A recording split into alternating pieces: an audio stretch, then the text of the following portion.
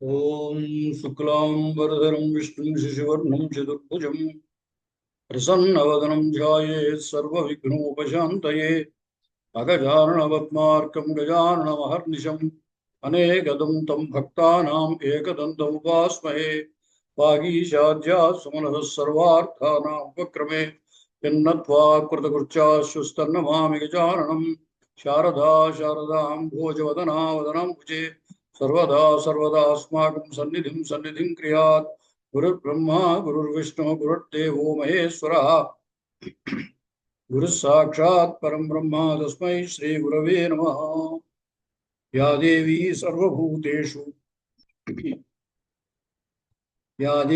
सर्वभूतेषु शक्तिरूपेण संस्थिता नमस्तस्यै नमस्तस्यै नमस्तस्यै नमो नमः।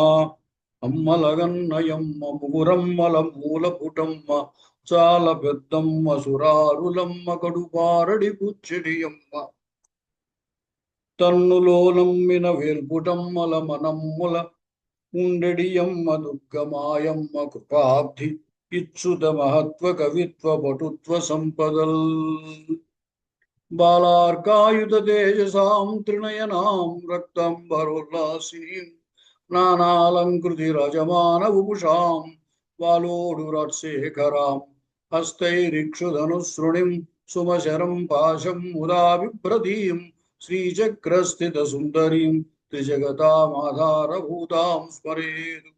దేవీ భాగవతన్నామ పురాణం పరమోత్తమం త్రైలోక్య జననీ సాక్షాత్ గీయతే యత్ర శాశ్వతీ శ్రీమద్భాగవతం యస్తు పఠేద్వా శృణుయాదపి శ్లోకార్థం శ్లోకపాదం వా సయాతి పరమాంగతిం।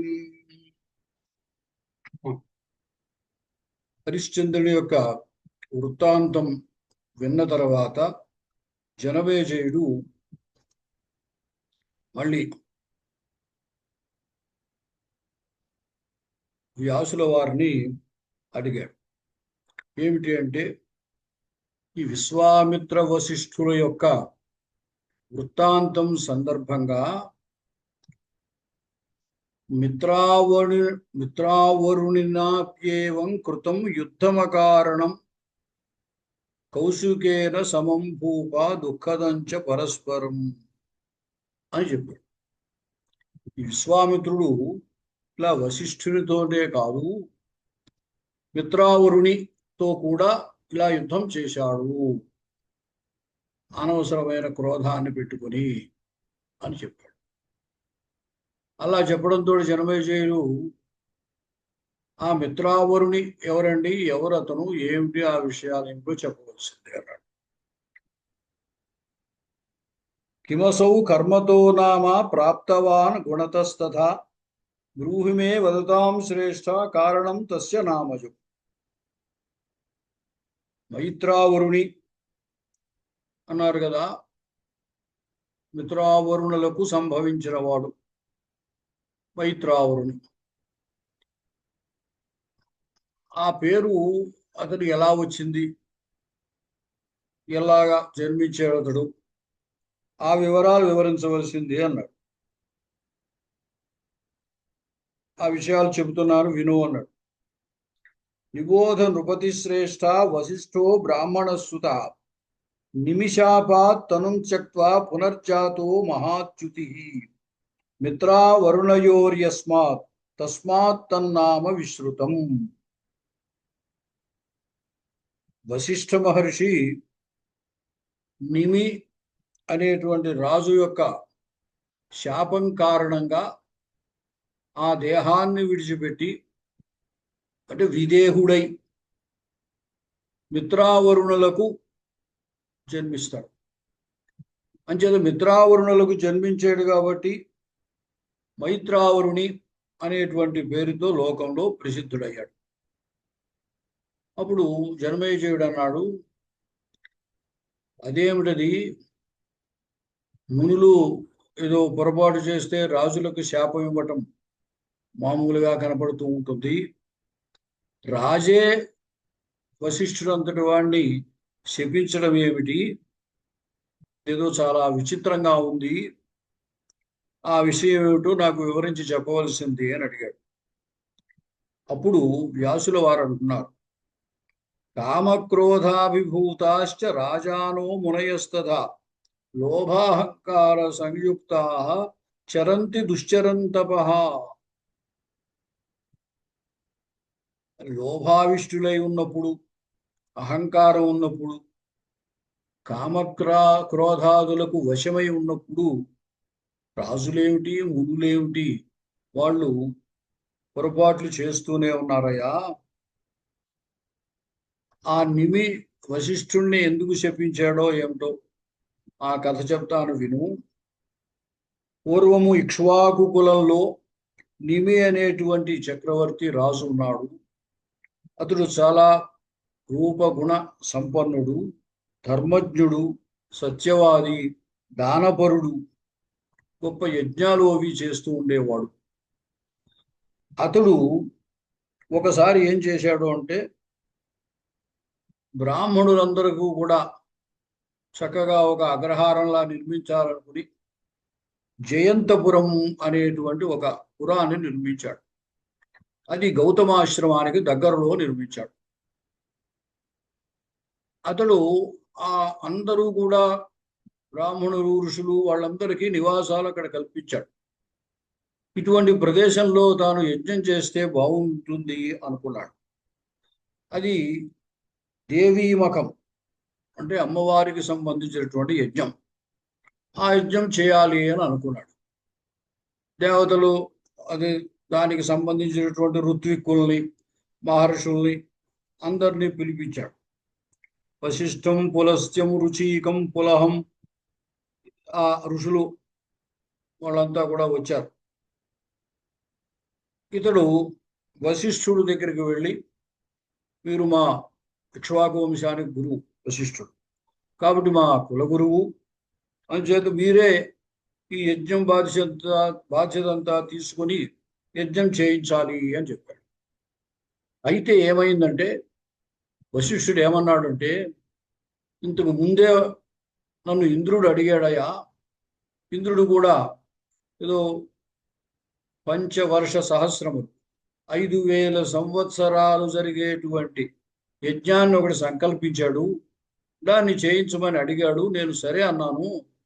అందుచేత అది అయిన తర్వాత నువ్వు చేద్దు కానీ ఇప్పుడు మళ్ళీ అతని మాట కాదని నీకు చేయించడం యుక్తం కాదు అన్నాడు. అంటే అన్నిమి అంగీకరించలేదు. అదేమిటది, మీరు మా కులగురువులు అంచేత మాకు చేయించవలసిన కార్యక్రమాలు యాజ్ఞికమంతా మీరే చేయించాలి, అంచేత మీరు కాదంటే ఎలాగా అన్నాడు. అంటే అలా కాదు, నా మాట విను, నేను ఇంద్రుడికి ముందు మాటిచ్చాను, అంచేత ఇంద్రుడికి చేయించాక అప్పుడు వస్తాను, నువ్వు అప్పుడు చేద్దు కానీ. అబ్బాయి కాదు కాదు, నేను ఇప్పుడే చేస్తాను, మీరు వెళ్ళడానికి వీలేదు, వెళ్ళొద్దాను. వెళితే మీరేదో ధనలోభంతో వెళుతున్నట్టుగా నాకు అనిపిస్తోంది ఇంద్రుడి దగ్గరికి అన్నాడు. అలా కాదు, నాకు అటువంటిది ఏం లేదు, కానీ ఇంద్రుడికి మాట ఇచ్చాను కాబట్టి వెళ్తానని చెప్పి రాజు మాట కాదని ఈయన వశిష్ఠుడు ఇంద్రుడికి యజ్ఞం చేయించడానికి వెళ్ళిపోయాడు. అలా వెళ్ళిన తర్వాత ఈ నిమి ఏం చేశాడంటే, తాను యజ్ఞం చేయడం అనుకున్నాడు కదా, అంచేత ఏమైనా సరే నేను కూడా చేయాలనుకున్నాడు. ఆ వశిష్ఠుడు కాదంటే ఏమిటి అని గౌతమాశ్రమం పక్కనే ఉంది కదా, ఆ గౌతమ మహర్షిని ప్రార్థించాడు. అయ్యా మీరు ఈ యజ్ఞం చేయించవలసిందే. సరే అని అతను ప్రారంభించాడు. ఆ విధంగా ఈ గౌతముని యొక్క ఆధ్వర్యంలో ఈ నిమి యజ్ఞం చేశాడు. ఆ ఇంద్రుడు వశిష్ఠుని యొక్క ఆధ్వర్యంలో అతడు యజ్ఞం చేశాడు. ఆ యజ్ఞం పూర్తయిపోయాక వశిష్ఠ మహర్షి వచ్చాడు. ఇక్కడ నిమి యజ్ఞం పూర్తయింది. పూర్తయ్యాక అందరికీ, బ్రాహ్మణోత్మలకి, మహర్షులకి, వారికి ఎవరికి ఏ దక్షిణలు ఎలా ఇచ్చి గౌరవించాలో ఆ విధంగా చేసేసాడు. చేసేసి అంతా అయిపోయింది, విశ్రాంతి తీసుకుంటున్నాడు. అతడు అలా విశ్రాంతిలో నిద్రలో ఉండగా వశిష్ఠ మహర్షి వచ్చాడు. అయితే వశిష్ఠ మహర్షి వస్తే అక్కడ ఉండేటువంటి పరిచారకులు లేదా సేవకులు ఎవరో వెళ్ళి రాజును నిద్రలేపి చెప్పాలి విషయం. అయితే వాళ్ళు ఎవరూ చెప్పలేదు వెళ్ళి. వశిష్ఠ మహర్షి అలా కొంచెం సేపు నిరీక్షించాడు. ఎప్పటికీ రాజు రాలేదు. వాళ్ళు ఎవరు కూడా అక్కడ చెప్పినట్టుగా లేదు. దాంతో అతనికి కోపం వచ్చి వశిష్ఠస్య తతో మన్యుః ప్రాదుర్భూతో అవమానతః అదర్శనాన్నిమేషస్తత్ర చుకోపం మునిసత్తమః శాపం చ దత్తవాన్ తస్మై ప్రాజ్ఞే మన్యువశం గతః యస్మాత్ త్వం మాం గురుం త్యక్త్వా కృత్వాన్యం గురుమాత్మనః దీక్షితోసి బలాన్ మంద మామవజ్ఞాయ పార్థివ వారితోపి మయా తస్మాత్ విదేహస్త్వం భవిష్యసి పతతు ఇదం శరీరంతే విదేహో భవ భూపతే. వశిష్ఠుడు కోపం వచ్చింది. నీవు నన్ను కాదని, నేను వద్దంటున్నా వినకుండగా, నేను గురువై ఉండగా నా మాట కాదని మరొకరిని ఆధ్వర్యుగా పెట్టుకొని నువ్వు యుద్ధం చేసేసావు, నువ్వు యజ్ఞం చేసేసావు. అందుచేత నేను వచ్చినప్పటికీ కూడా నన్ను చూడటానికి కూడా లేకుండగా, నాకు కనపడకుండగా అక్కడే ఉన్నావు, నా దర్శనానికి రాలేదు గురువు నీ ఇంటికి వస్తే అని చెప్పి ఆయనకు నాకు కోపం వచ్చింది. అందుచేత నేను ఈ విధంగా శపిస్తున్నాను అన్నాడు. ఏమని శపించారు? విదేహో భవ. విదేహ నామ విగత దేహ యస్య సహ విదేహ, అంటే దేహము లేనివాడు. అంచేత నువ్వు దేహము లేనివాడిగా అయిపోతావు అని శపించాడు. తర్వాత ఆయన నిద్ర లేచాడు, వచ్చాడు. ఇది తద్వ్యాహృతం శ్రుత్వా రాజ్ఞస్తు పరిచారికా సద్య ప్రబోధయామాసు మునిమాహు ప్రకోపితం. ఆ పరిచారకులు ముందే ఆ పని చేస్తే బాగుండేది. అలా వాళ్ళు చేయలేదు. అంటే కాలగతి అట్లాగే ఉంటుంది. కాలంలో ఒక్కొక్కప్పుడు ఏది ఎలా జరగాలో అలా జరిగిపోతుంది. అందుచేత వశిష్ఠ మహర్షి శపించిన తర్వాత కంగారు పడి ఆ పరిచారకులు వెళ్ళి నిమిని నిద్ర నుండి మేల్కొల్పారు, విషయం చెప్పారు. ఆ నిమి గబగబా తొందరగా పరిగెత్తుకు వచ్చాడు వశిష్ఠ మహర్షి దగ్గరికి. వచ్చి కుపితం తం సమాగత్య రాజా వికట కల్మషః వాచ వచనం శ్లేక్ష్ణం హేతుగర్భంచ యుక్తిమతు. కోపించి ఉన్నటువంటి వశిష్ఠ మహర్షితోటి రాజు ఈ విధంగా అన్నాడు. మమ దోషో న ధర్మజ్ఞగతస్త్వం దృష్టయాకులః హిత్వా మాం యజమానం వై ప్రార్థితోపి మయా పురుషం.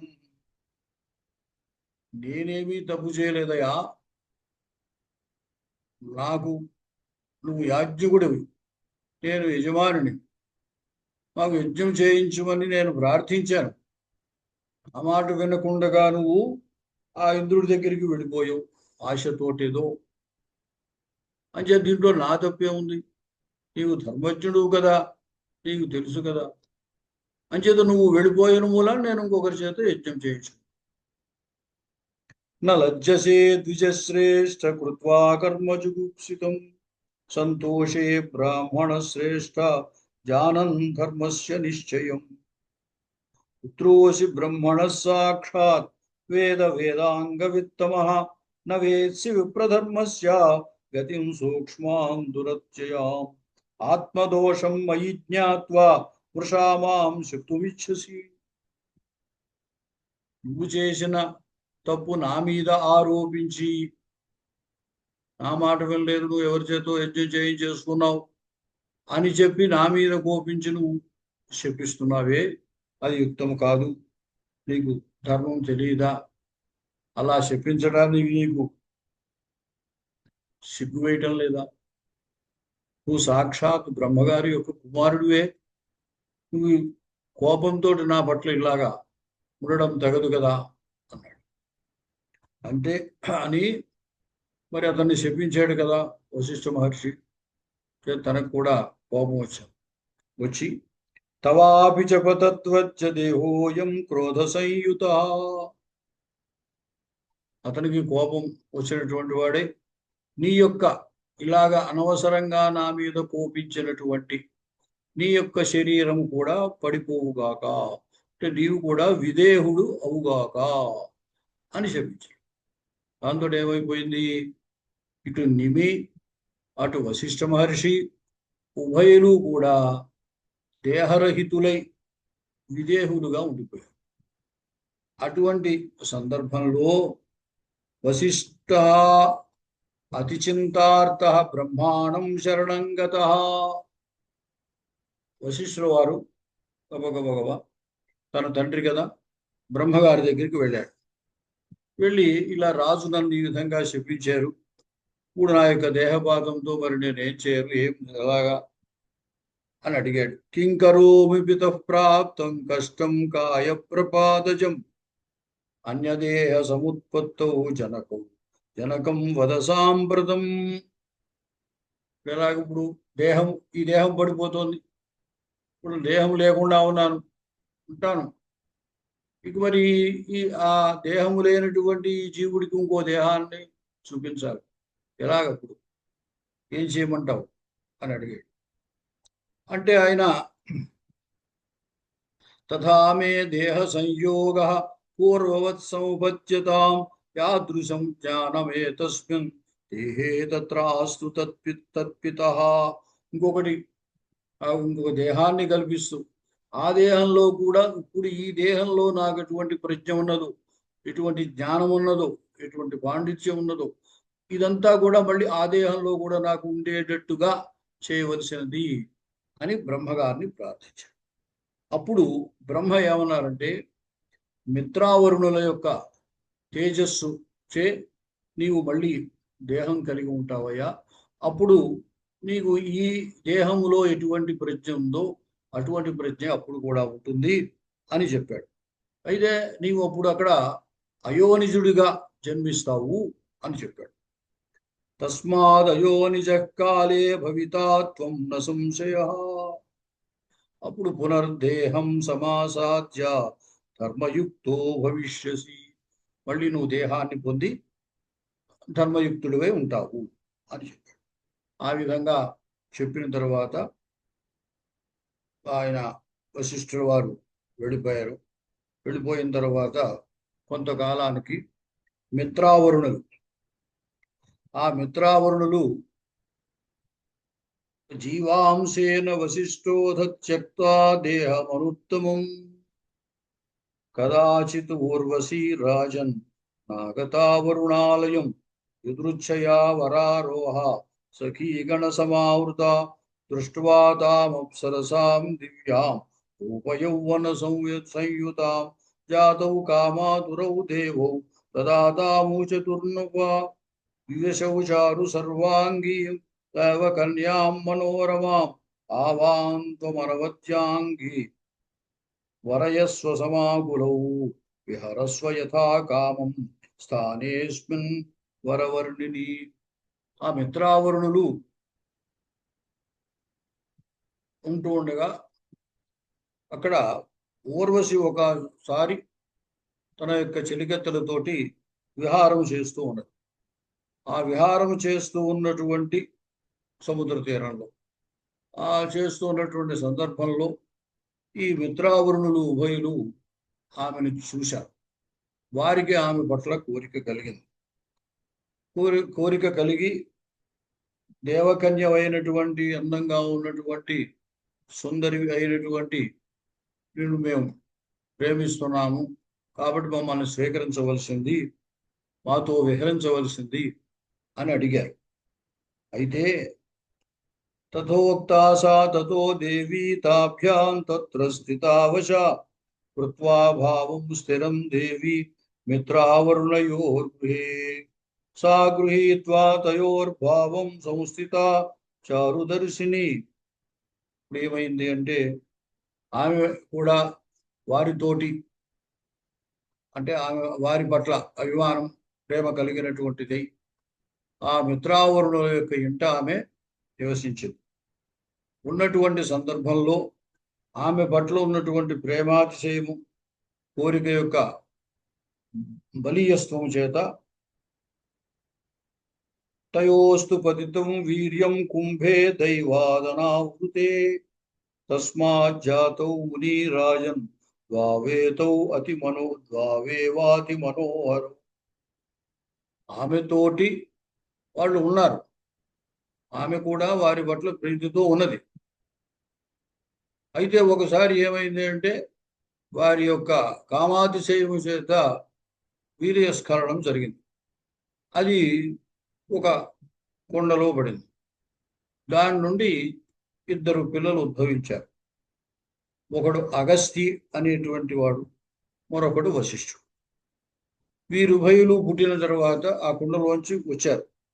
వచ్చిన తర్వాత ఈ అగస్తి అనేటువంటి వాడు చిన్నప్పుడే తపస్సు చేసుకోవడానికి అడవిలోకి వెళ్ళిపోయాడు. రెండవ వాడు వశిష్ఠుడు. ఇతన్ని ఇక్ష్వాకుస్తు వశిష్ఠంతం బాలం వవ్రే పురోహితం. ఈ రెండవ వాడైనటువంటి వశిష్ఠుడు కూడా తపస్సంపన్నుడే. ఎందుకంటే తండ్రి చెప్పాడు కదా, రెండవ దేహంలో కూడా ఈ దేహంలో ఎటువంటి ప్రజ్ఞ నీకున్నదో, పాండిత్యం ఉన్నదో, జ్ఞానం ఉన్నదో అవన్నీ కూడా ఆ దేహంలో కూడా ఉంటాయి అని చెప్పాడు కదా. అంచేత చిన్నపిల్లవాడైనప్పటికీ తపస్సంపన్నుడు, జ్ఞానిగా ఆయన ఉన్నాడు. అంచేత ఆ బాలుడైనటువంటి ఆ వశిష్ఠుణ్ణి ఇక్ష్వాకురాజు తన యొక్క పురోహితునిగా స్వీకరించాడు. వంశస్యాస్య సుఖార్థంతే పాలయామాస పార్థివ విశేషేణ మునిం జ్ఞాత్వా ప్రీత్యా యుక్తో బభూవః. అంచేత ఆ ఇక్ష్వాకురాజు ఏం చేశాడంటే తమ యొక్క వంశాభివృద్ధి కొరకై ఆ బాలుడిని జాగ్రత్తగా చేరదీసి పెంచి పెద్ద చేశాడు. విశేషేణ మునిం జ్ఞాత్వా ప్రీత్యా యుక్తో బభూవః. ఆ విధంగా నిమి యొక్క శాపము చేత మిత్రావరుణులకు అయోనిజుడుగా ఈ వశిష్ఠుడు జన్మించాడు. అంచేత మిత్రావరుణుల యొక్క కుమారుడు కాబట్టి మైత్రావరుణి అని అతని పేరు. ఆ విధంగా అతను మిత్రావరుణుల కారణంగా అతనికి మైత్రావరుణి అని పేరు వచ్చింది. తర్వాత జనమేజయుడు అడిగాడు. అయితే వశిష్ఠుడు విదేహుడై దేహాంతరాన్ని పొందాడు, బానే ఉంది. మరి నిమి ఏమయ్యాడు? వశిష్ఠ శాపం వల్ల నిమి కూడా విదేహుడయ్యాడు కదా, అతను ఏమయ్యాడు అని అడిగాడు. అడిగితే ఆయన చెప్పారు, వశిష్ఠేన చ సంప్రాప్త పునర్దేహో నరాధిప నిమిషాన తథా ప్రాప్త దేహ శాపాదనంతరం. ఆ వశిష్ఠుని శాపం తర్వాత విదేహుడైపోయినటువంటి నిమి మాత్రము అలా దేహాన్ని పొందలేకపోయాడు. అయితే అతను యజ్ఞం చేసినప్పుడు ఉన్నటువంటి మునులు, ఋషులు, ఇంకా రాజు యొక్క సంబంధించినటువంటి మంత్రులు, పరివారం అంతా ఉన్నారు కదా. వాళ్ళందరూ అయ్యో మన రాజుగారికి మరొక దేహం కలగలేదు, ఈ దేహం పడిపోయింది, ఎట్లాగూ ఇప్పుడు ఆత్మస్వరూపముగా అలా ఉన్నాడు గాలిలో ఆయన, చేతి ఎలాగా అని అనుకున్నాడు. అనుకుని వారంతా కూడా ఏం చేశారంటే మంత్రశక్త్యా ప్రతిష్టభ్య నిర్వికారం సుపూజితం సమాప్తే చ క్రతౌ తత్ర దేవా సర్వే సమాగత. వాళ్ళు మంత్రశక్తి చేత అతడు ఏమీ అయిపోకుండా ఆ నిమి కాపాడి ఈ దేవతలందరినీ ప్రార్థించారు. యజ్ఞం పూర్తయిపోయింది, దేవతలందరినీ ప్రార్థించారు. దేవతలంతా వచ్చారు. ఆ వచ్చినప్పుడు ఈ ఋత్విజులుగా ఉన్న వాళ్ళంతా కూడా చెప్పారు, ఋత్విగ్భిస్తు స్తుతా సర్వే సుప్రీతాశ్చాభవన్ నృప విజ్ఞప్తాః మునిభిః స్తోత్రైః నిర్విణ్ణాత్మానమబ్రువన్. ప్రసన్నాస్మ మహీపాల వరం వరయ సువ్రత యజ్ఞేనానేన రాజర్షి వరం జన్మ విధీయతే దేవదేహం నృదేహం వా యత్తే మనసి వాంఛితం తృప్తః కామం పురోధాస్తే మృత్యులోకే యథాసుఖం. నువ్వేమి కంగారు పడకయ్యా రాజా, నీ దేహం పడిపోయినా నీకేమీ ఇబ్బంది లేదు. నువ్వు చేసినటువంటి యజ్ఞం వల్ల ఫలితము నువ్వు బోల్డు పొందావు, అంటే అనంతమైన ఫలితము నువ్వు లభించింది నీకు. కాబట్టి నీకు ఇష్టమైనటువంటి దేహాన్ని నువ్వు కోరుకో. నీకు దేవతా దేహం కావాలా, మనుష్య దేహం కావాలా, నీ ఇష్టం, ఏది కావస్తే ఏది కోరుకో అన్నాడు. అంటే అప్పుడు నిమి అన్నాడు, నా దేహే మమ వాంఛాస్తి సర్వదైవ వినశ్వరే వాసో మే సర్వసత్వానాం దృష్టావస్తు సురోత్తమాః నేత్రేషు సర్వభూతానాం వాయుభూతశ్చరామ్యహం. నాకు దేహం అక్కర్లేదు, అంటే దేహానుభవాన్ని ఇంతకు ముందు పొందేశాను ఈ దేహంలో, కాబట్టి నాకు ఎటువంటి దేహం మీద వాంఛ లేదు. అయితే నేను సర్వసత్వానాం వాసః నేత్రేషు వాసః, అంటే ప్రాణులందరి యొక్క నేత్రముల యందు నేను నివాసం ఉండాలి, నాకు అటువంటి వరాన్ని అనుగ్రహించండి మీరు అన్నాడు. అప్పుడు ఏవముక్తా సురాశస్త్ర నిమేరాత్మానమబ్రువన్ ప్రార్థయత్వం మహారాజా దేవీం సర్వేశ్వరీం శివా. అయితే అటువంటి కోరిక అయినట్లయితే నీవు సర్వేశ్వరి అయినటువంటి ఆ దేవదేవిని ప్రార్థించవయ్యా. అప్పుడు మఖేనానేన సంతుష్ట సాతే అభీష్టం విధాస్యతి. ఈ యజ్ఞం అంబా యజ్ఞం, అంబామఖం ఇది, అది చేసేవు కాబట్టి ఆమె సంతుష్టురాలై నీకు అటువంటి వరం ఇస్తుంది, ఆ విధంగా ఆమెను ప్రార్థించవలసిందే అన్నారు. అప్పుడు ఆ నిమి ఆమెను ప్రార్థించాడు.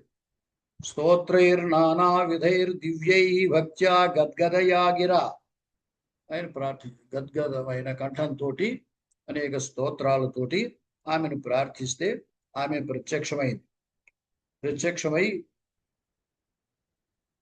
నీకేం కావాలో కోరుకోండి అంటే, అప్పుడు రాజు ఏమన్నాడంటే, ప్రసన్నాయాం దేవతాయాం రాజా వవ్రే వరం నృప జ్ఞానం తద్విమలం దేహి ఏన మోక్షో భవేత్ అపి. అమ్మా, నాకు జ్ఞానాన్ని ఇయ్యి, మోక్షకారకమైనటువంటి జ్ఞానాన్ని అనుగ్రహించవలసింది అన్నాడు. ఇంకొకటి ఏమిటంటే, నేత్రేషు సర్వభూతానాం నివాసో మే భవేదితి. సర్వ ప్రాణుల యొక్క నేత్రముల యందు నేను నివసించాలి, ఆ విధంగా నాకు వరాన్ని అనుగ్రహించవలసింది. అప్పుడు దేవత అందరూ కూడా, ప్రాణులందరూ కూడా, నిమిషం అనే పేరు ఎందుకు వచ్చింది? నిమి, ఆ నిమి వల్ల నిమిషము నిమేషము అనట. నిమిషం యాంతి చక్షుంషి తత్కృతే నైవ దేహినా. నీ వల్లనే, నువ్వు వారి కళ్ళల్లో ఉండడం వల్లే వాడు కనురెప్ప పడుతూ ఉంటుంది, రెప్పపాటు అనేది వాళ్ళకి జరుగుతూ ఉంటుంది.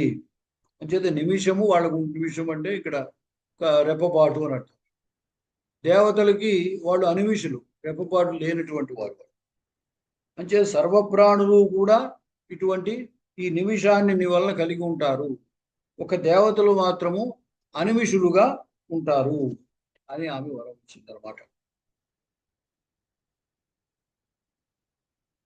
తర్వాత అతడికి జ్ఞానము, మోక్షప్రదమైనటువంటి జ్ఞానాన్ని అనుగ్రహించేశారు. ఇది దత్వా వరం తస్మై తదా శ్రీపరదేవత ఆమంత్రిచ మునీన్ సర్వాన్ తత్రైవాంతర్హితా భవతు. ఆ విధంగా ఆమె ఆ నిమికి వరాన్నిచ్చి ఆమె అంతర్ధానం చెందింది. తదనంతరం ఈ అరణి ఈయన విచించ విధివత్ సర్వే నిమేర్దేహం సమాహరన్ అరణిం తత్ర సంస్థాప్య మమంతు మంత్రవత్తదా మంత్రహోమైర్మహాత్మానః పుత్రహేతోర్నివేరథ అరణ్యాం మత్స్యమానాయాం పుత్రః ప్రాదురభూత్తదా. ఈ నిమి యొక్క దేహం ఉంది కదా, ఆ దేహాన్ని తీసుకొచ్చి ఈ అరణియందు నుంచి మంథనం చేశారు. దానివల్ల దాని నుండి మిథి అనేటువంటి అరణ్యా మథనాత్ జాత తస్మాత్ మిథిరితి స్మృత. ఆ అరణిని మథనం చేయడం వల్ల పుట్టినటువంటి వాడు కాబట్టి ఆ అరణి నుండి వచ్చినటువంటి పిల్లవాడికి మిథి అని పేరు. ఈ ఏనాయం జనకాజ్జాతస్తేనాసౌ జనకో భవతు. అంతేకాకుండా తండ్రి ఆ దేహాన్ని అరణ్యందు ఉండి తర్చడం చేత అతడు వచ్చాడు కాబట్టి అతడికి జనక అనే పేరు కూడా ఉంది. విదేహస్తు నివిర్జాతో యస్మాత్ తస్మాత్ తదన్వయే సముద్భూతాస్తు రాజానః విదేహ ఇది కీర్తితాః. ఆ విదేహుడైనటువంటి నిమి, ఆ నిమి శరీరం వలన ఈ మిథి అతడే జనకుడు.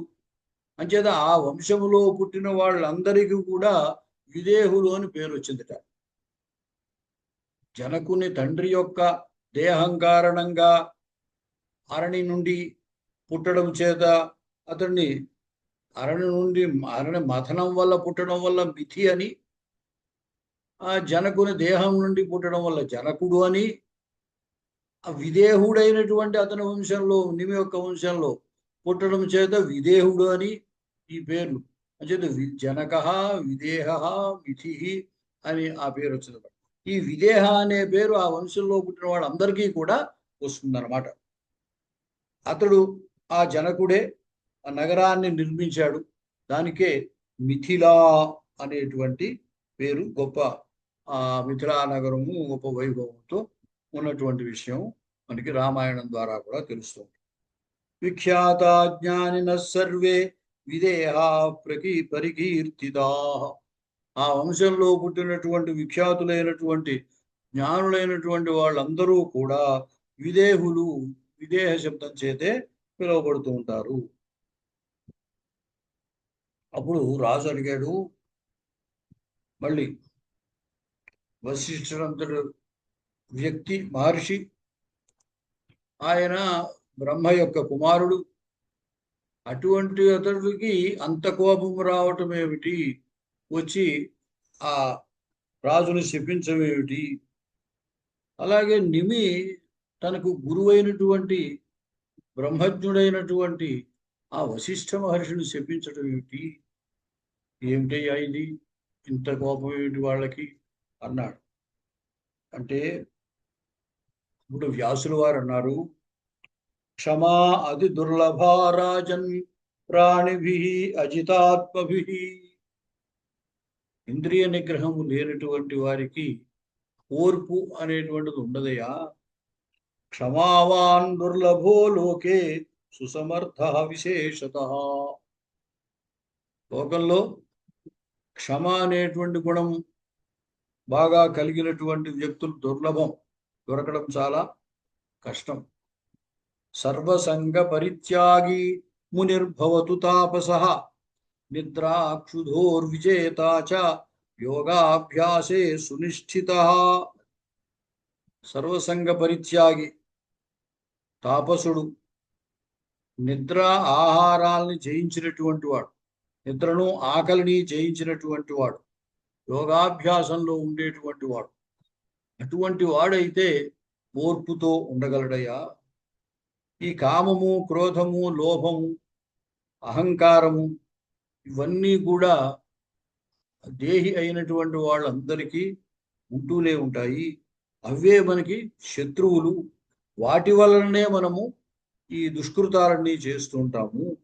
అది కేవలము భూలోకంలో ఉండడమే కాదు, భూలోకంలో ఉన్నా, పాతాళంలో ఉన్నా, స్వర్గంలో ఉన్నా, ఎవరికైనా సరే ఈ కామ క్రోధాదుల వల్ల దుష్కర్మలు చేస్తూ ఉండడము, వాటి ఫలితాలు అనుభవిస్తూ ఉండడము తప్పదయ్యా. ఇవన్నీ కూడా గుణముల వల్ల, త్రిగుణాల వల్ల ఏర్పడేటువంటివి. ఈ త్రిగుణములు ఒకే విధముగా ఉండవు ఎప్పుడూను. ఒక్కొక్కప్పుడు సత్వవృద్ధి ఉంటుంది, ఒక్కొక్కప్పుడు రజోగుణాభివృద్ధి ఉంటుంది, ఒక్కొక్కప్పుడు తామస గుణం వృద్ధి చెందుతుంది. ఆయా గుణముల యొక్క ప్రాబల్యం చేత అతడు ఆయా పనులు చేస్తూ ఉంటాడు. అందుచేత ఈ గుణములన్నిటినీ లేదా గుణాల వల్ల కలిగేటువంటి కర్మలన్నిటినీ విడిచిపెట్టి ఎవరైతే ఉంటాడో, గుణాతీతుడుగా ఎవరైతే ఉంటాడో అతడే జ్ఞానాన్ని పొంది తద్వారా మోక్షాన్ని పొందగలుగుతాడు అని చెప్తాడు. అంతేకాకుండా ఈ జ్ఞానం అనేటువంటిది రెండు రకాలుగా ఉంటుంది. ఒకటి శాబ్దిక జ్ఞానం, రెండు అనుభవ జ్ఞానం. మనం శాస్త్రాదులను చదవటం వల్ల మనకి శాబ్దిక జ్ఞానం కలుగుతుంది. అంటే ఏదో మోక్షం అంటే ఇది, అయితే ఇంద్రియ నిగ్రహం అంటే ఇది, ఈ విధంగా ఏదో ఆత్మ అంటే ఇట్లా ఉంటుంది, ఏది ఆత్మ కాదో చెప్తారు. ఇవన్నీ శాస్త్రజ్ఞానం వల్ల మనకి తెలుస్తాయి. అంత మాత్రము చేత మనము జ్ఞానులం కాదు. ఎవరైతే అనుభవం ద్వారా వాటిని గ్రహించగలుగుతారో వాళ్ళే జ్ఞానులు అవుతారయ్యా. తస్మాత్తు నిమినా రాజన్ క్షమా విహితామునౌ యథా యయాతినా పూర్వం కృతా శుక్రే కృతాగసి భృగుపుత్రేణ శబ్దోపి యయాతిర్నృపసత్తమః న శశాప మునిం క్రోధాత్ జరాం రాజా గృహీతవాన్. ఎవరికో కానటువంటి ఆ క్షమాగుణం అనేది ఉండదు. నిమికి ఆ క్షమాగుణం లేకపోవడం చేత బ్రహ్మర్షి అయినటువంటి ఆయన్ని వశిష్ఠుడు వారిని శపించాడు. అదే శుక్రాచార్యుల వారు యయాతిని శపించాడు. శపించినప్పుడు యయాతి తిరిగి శపించలేదు. శుక్రాచార్యులు యయాతిని నీవు మరొక స్త్రీ పట్ల వ్యామోహితుడివై ఉన్నావు కాబట్టి, అక్కడ దేవయాని శర్మిష్ఠ, దేవయానికి శర్మిష్ఠ దాసి, యయాతి దేవయానిని బలవంతంగా వివాహం చేసుకోవలసి వచ్చింది. చేసుకున్నప్పటికీ కూడా ఆమె దాసి అయిన యయాతి పట్ల అతనికి ప్రేమ కలిగింది. అందువల్ల ఆ మరొక స్త్రీతోటి నీవు వ్యవహరిస్తున్నావు కాబట్టి నీ యవ్వనము పోయి నీకు ముసలితనము కలుగుగాక అని చెప్పి శపించాడు. అయితే యయాతి మళ్ళీ శుక్రాచార్యుల వారిని శపించలేదు. అలాగా ఓర్పు కలిగి ఉండటము అనేది చాలా కష్టమైన పనిగా. అతడికి ఆ ఓర్పు ఉంది, కానీ ఇక్కడ ఆ నిమికి ఆ ఓర్పు లేదు. అందుచేతే వశిష్ఠుల వారిని మళ్ళీ శపించాడు. ఇదంతా కూడా స్వభావ భేదం వల్ల జరుగుతుంది. స్వభావ భేదాత్ నృపతే కస్య దోషోత్ర కల్ప్యతే. అదేవిధంగా హైహయా భార్గవాన్ పూర్వం ధనలోభాత్ పురోహితాన్ బ్రాహ్మణాన్ మూలతః సర్వాన్ చిచ్ఛుదు క్రోధమూర్ఛితా.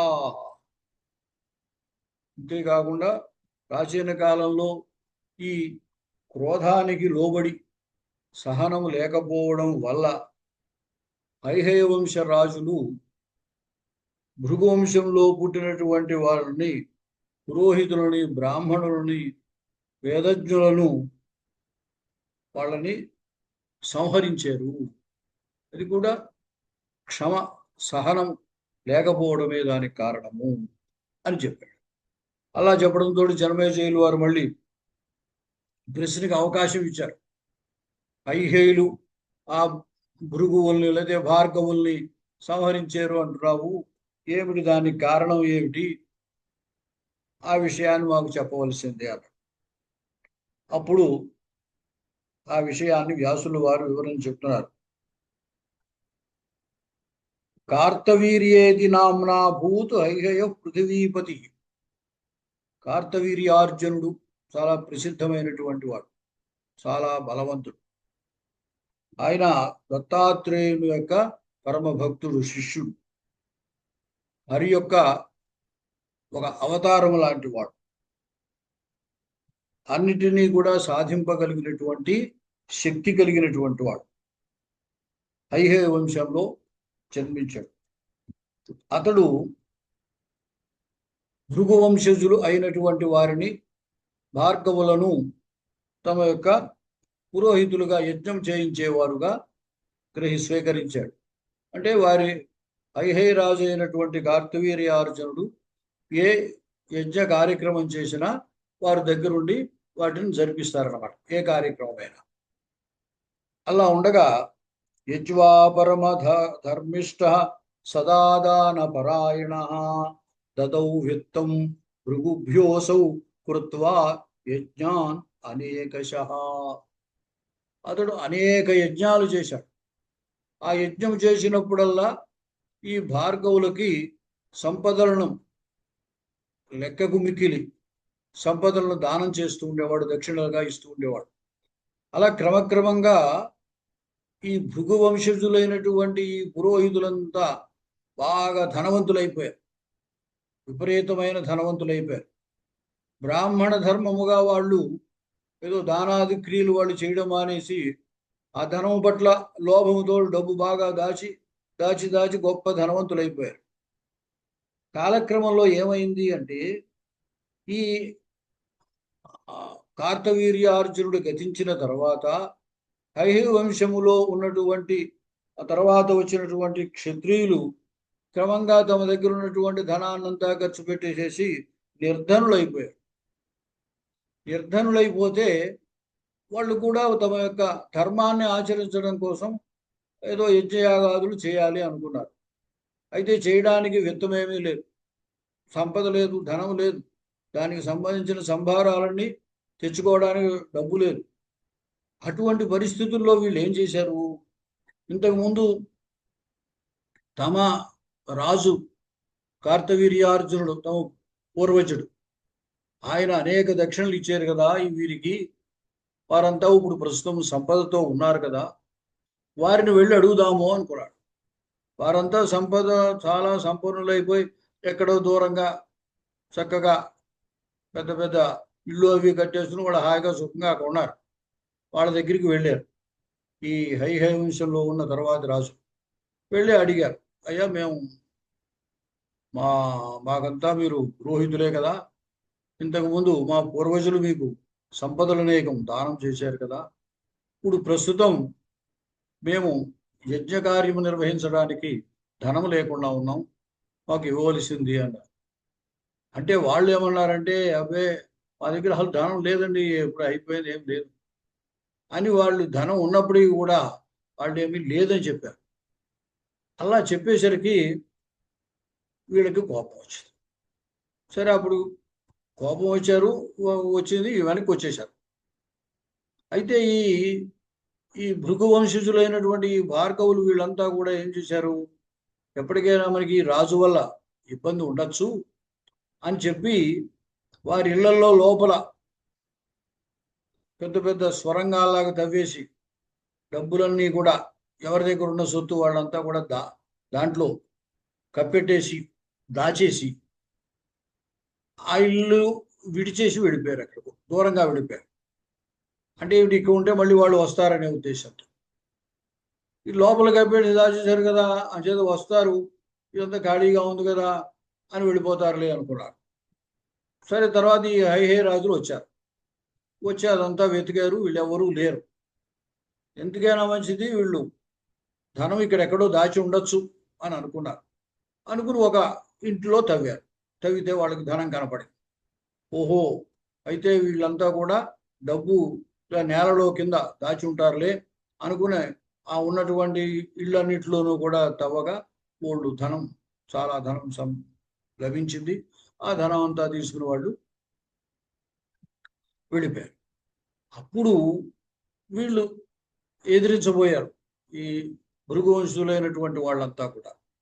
పెడితే వాళ్ళ మీదకి ఈ రాజులు తిరగబడి వాళ్ళందరినీ కూడా సంహరించారు.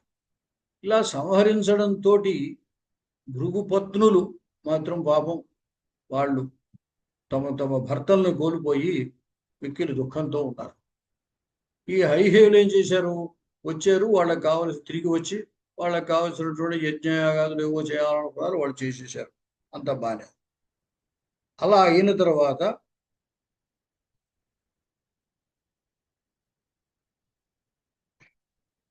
యథా శ్రియస్తుతా ముక్తా దుఃఖా తస్మాత్ దురత్యయాత్ భృగుపత్న్యో యదా రాజన్ హిమవంతం గిరిం గతాః భయత్రస్తాది భగ్నాశా హైహయై పీడితా భృశం గౌరీం తత్ర తు సంస్థాప్య మృण्मयीं సరితస్తటే ఉపోషణ పరాశ్చ చక్రుః నిశ్చయం మరణం ప్రతి. అప్పుడు ఇంకా ఈ భృగుపత్నులందరూ అంటే భార్గవుల యొక్క పత్నులందరూ కూడా తమ తమ యొక్క భర్తలను కోల్పోయినటువంటి వారై ఈ హైహయుల వల్ల చాలా భయాన్ని పొందినటువంటి వారే ఏం చేయాలో తోచక పర్వత ప్రదేశంలో నది ప్రవహించేటువంటి చోట, పర్వతానికి దగ్గరలో నది ప్రవహించేటువంటి చోట ఒక అమ్మవారి యొక్క విగ్రహాన్ని మట్టితో తయారు చేసుకుని ఆ అమ్మవారిని ప్రార్థించారు. ప్రార్థిస్తూ ఉపవాసం చేశారు. ఇక మరణించినా పర్వాలేదు అనేటువంటి ఉద్దేశంతో ఆ అమ్మవారిని ప్రార్థించారు. ప్రార్థిస్తూ ఉన్నటువంటి సందర్భంలో స్వప్నే గత్వా తదా దేవి ప్రాహతా ప్రమదోద్యత ఉత్తమాః యుష్మాసు మధ్యే కస్యాశ్చిత్ భవితా చ ఊరుజః పుమాన్ మదంశ శక్తి సంభిన్నః సవః కార్యం విధాస్యతి. వారు నిత్యము అలాగా అమ్మవారిని ధ్యానిస్తూ పూజ చేస్తూ ఉన్నారు. ఒకానొక రోజున వారికి కలలో అమ్మవారు ప్రత్యక్షమయ్యారు. ప్రత్యక్షమై మీరందరూ కూడా భయపడకండి, మీలో ఎవరో ఒక స్త్రీ యొక్క తొడ నుండి ఒక బాలుడు జన్మిస్తాడు, అతడు నా యొక్క అంశతో జన్మిస్తాడు, చాలా శక్తి సంపన్నుడు, అతడు వీళ్ళను ఓడించి మీ యొక్క దుఃఖాన్ని పోగొడతాడు, మీరు భయపడవద్దు అని చెప్పి ఆమె అదృశ్యమైపోతుంది. తర్వాత వీళ్ళు నిద్రలో నుండి మేల్కొన్నారు. మేల్కొని తమకు వచ్చినటువంటి కళను గురించి చర్చించుకున్నారు. సరే, ఎప్పుడో ఆ కుమారుడు వస్తాడు, మన కష్టాలు తీరుతాయి అని సంతృప్తి పడ్డారు. కాచిత్ తాసాం భయోద్విగ్న కామిని చతురా భుజం దధార చోరే దధా చోరుణైకేన గర్భం సా కులవృద్ధయే. వాళ్ళల్లో ఒక ఆమెకి ఆమె యొక్క ఆ ఊరు నందు గర్భం ఏర్పడింది. గర్భం ఏర్పడితే ఈ హైహయుడికి ఈ విషయం తెలిసి ఆమె ఊరు నుండి కనుక ఆ కుమారుడు ఉద్భవించినట్టయితే వాడి వల్ల మనం మరణాన్ని పొందుతాం, లేకపోతే బాధలు పొందుతాం అని భావించి ఆమెను చంపడానికి ప్రయత్నించాడు. వీళ్ళంతా కూడా తన మీదకి వస్తుంటే ఆమె పారిపోయింది. ఆమెలా పారిపోతున్నటువంటి దాన్ని ఈ క్షత్రియులు, ఈ హైహయులు వెంబడింపసాగారు. విఫలా తేజసాయుక్త తదా తే దుద్రువరుభృశం గృహ్యతాం వజ్జతాం నారీ సగర్భాయాతి సత్వర ఇది బ్రువంతః సంప్రాప్తః కామినీం ఖడ్గపాణయః సభయార్తాతు తాం దృష్ట్వా రురోధ సముపాగతాన్. ఆమె పరిగెట్టుకు వెళుతోంది, వీళ్ళు వెనకాల పరిగెట్టుకుంటూ చేత్తో ఖడ్గం పుచ్చుకుని ఆమె దగ్గరకు వచ్చేశారు. వచ్చేస్తే వాళ్ళ చేతిలో ఇంకా తాను మరణిస్తాను అని అనుకున్నది. ఆమె అనుకుని చాలా దుఃఖంతో గట్టిగా ఏడ్చింది. ఆ సందర్భంలో ఆమె యొక్క ఊరువును చీల్చుకొని ఆ కుమారుడు బయటకు వచ్చాడు. నిరాధారాం క్రందమానాం క్షత్రియైర్భృశతాపితాం గృహీతామివ సింహేన సగర్భాం హరిణీం యథా భిత్వా ఊరుం నిర్జగామాశు గర్భసూర్య ఇవాపరః. అటువంటి స్థితిలో ఆమె వణికిపోతూ ఉంది, ఏడుస్తోంది. ఆమెను వాళ్ళు ఇంక చంపేస్తారు అని భయంతో ఉన్నది ఆమె. అటువంటి స్థితిలో ఆమె యొక్క ఊరు నుండి కుమారుడు వచ్చాడు. సూర్యుడిలా ప్రకాశిస్తున్నటువంటి ఒక కుమారుడు ఉద్భవించాడు. ఆమెను చూసి కంగారు పడకమ్మా అన్నాడు. ముష్టీం దృష్టి క్షత్రియాణం తేజసా బాలక శుభ దర్శనాత్ బాలకస్యాసు సర్వే జాతా విలోచన. అతడు సూర్యుడులా ప్రకాశించేటువంటి తేజస్సు కలిగినటువంటి వాడు. అతన్ని చూసేసరికి ఈ హైహయరాజుల యొక్క కళ్ళు పోయాయి. ఇంకా వాళ్ళకేం కనపడలేదు. అందరూ అంధులైపోయారు. జాత్యంధుల్లాగా ఏమీ కనపడలేదు. ఒకరినొకరు తడువుకుంటున్నారు. ఏమిటి ఇలా అయిపోయింది? మనం ఎక్కడున్నాం? ఎక్కడికి వెళ్తున్నాం? ఏమిటిది? ఎలా జరిగింది? అంతకుముందు జరిగింది కేవలం ఆ బాలుడిని చూశారు. బాలుడు యొక్క తేజస్సు కారణంగా వాళ్ళంతా కూడా ఆ విధంగా అంధులైపోయారు. అయిపోయి చాలా విచారణ పొందినటువంటి వాళ్ళై ఆమె దగ్గరకు వెళ్ళారు. ఎవరి తొడ నుండి అయితే ఆ బాలుడు ఉద్భవించాడో ఆమె దగ్గరికి వెళ్ళాడు. వెళ్ళి బ్రాహ్మణీం శరణం జగ్ముహు హైహయా గతచేతసః ప్రసీద సుభగే మాతః సేవకాస్తే వయం కిల కృతాపరాధారం భూర్ క్షత్రియా పాపబుద్ధయా దర్శనాత్ తవ తన్వంగి జాతా సర్వే విలోచనాః ముఖం తే నైవ పశ్యామో జన్మాంధా ఇవ భామిని. అమ్మా, మమ్మల్ని క్షమించు, మమ్మల్ని అనుగ్రహించు. మేము పాపబుద్ధి కలిగినటువంటి వాళ్ళమై ఇటువంటి పని చేసాము, అంధులమైపోయాం, నిన్ను చూడలేకపోతున్నాం. నీ యొక్క ప్రభావం వల్లే ఇదంతా జరిగింది, మమ్మల్ని క్షమించవలసింది అని కోరారన్నమాట. అయితే గృహీతానమయా దృష్టిర్యుష్మాకం క్షత్రియా కిల నాహం వృషాన్వితా సత్యం కారణం శృణుతాధ్యయతు అయం చ భార్గవో నూనం ఊరుజ కుపితోద్యవః. అది మీ కన్నులు పోవడానికి నే కారణం ఏమీ కాదయ్యా. నాకు మీ మీద ఏమీ కోపం లేదు. నా దృష్టి వల్ల మీ దృష్టి పోలేదు, నా చూపు వల్ల మీ యొక్క దృష్టి పోలేదు. మీ కన్నులు పోవడానికి కారణం ఇగో భార్గవ వంశంలో పుట్టిన భృగు వంశంలో పుట్టినటువంటి ఈ భార్గవుడు, ఈ కుమారుడే అందుకు కారణము. ఇతని తేజస్సు వల్లనే మీ యొక్క కళ్ళు పోయాయి. ఇతడు ఎలా పుట్టాడంటారా? ఆ భగవతి పరమేశ్వరి యొక్క అనుగ్రహంతో జన్మించాడు. భగవత్యా ప్రసాదేన జాతోయం మమ బాలక. ఈ బాలుడు ఆ పరమేశ్వరి యొక్క అనుగ్రహంతో జన్మించినటువంటి వాడు అని చెప్పాడు. అప్పుడు ఆ రాజులందరూ కూడా అతన్ని స్తోత్రం చేశారు.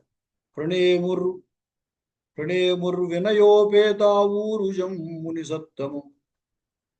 వాళ్ళంతా కూడా వారికి నమస్కరించి, ఆ బాలుడికి నమస్కరించి హైహై రాజులందరూ కూడా అతన్ని స్తుతించారు. అప్పుడు అతడు సంతోషించిన వాడై స సంతుష్టో బభూవాథ తానువాచ విచక్షుషః. ఆ అంధులైనటువంటి వాళ్ళతోటి ఈ విధంగా అన్నాడు. గచ్చధ్వం స్వగృహాన్ భూపాః మమాఖ్యానకృతం వచః అవశ్యం భావి భావాస్తే భవంతి దేవ నిర్మితాః నాత్ర శోకస్తు కర్తవ్యః పురుషేణ విజానత. ఇలా జరగవలసి ఉన్నది అలా జరుగుతుంది. మనం ఏమనుకున్నా ఆగదు. ఇలా జరగవలసి ఉంది కాబట్టి ఇలా జరిగింది. అంచేత మీరేమీ కంగారు పడకండి. మీరంతా కూడా మీ మీ ఇళ్లకు వెళ్ళిపోండి. పూర్వవత్ ఋషయః సర్వే ప్రాప్నువంతు యథాసు. ఋషులందరూ కూడా ఇంతకు ముందు ఎలా అయితే వారి వారి గృహాల్లో ఉన్నారో వాళ్ళంతా వచ్చి ఆయా గృహాల్లో ఉండండి.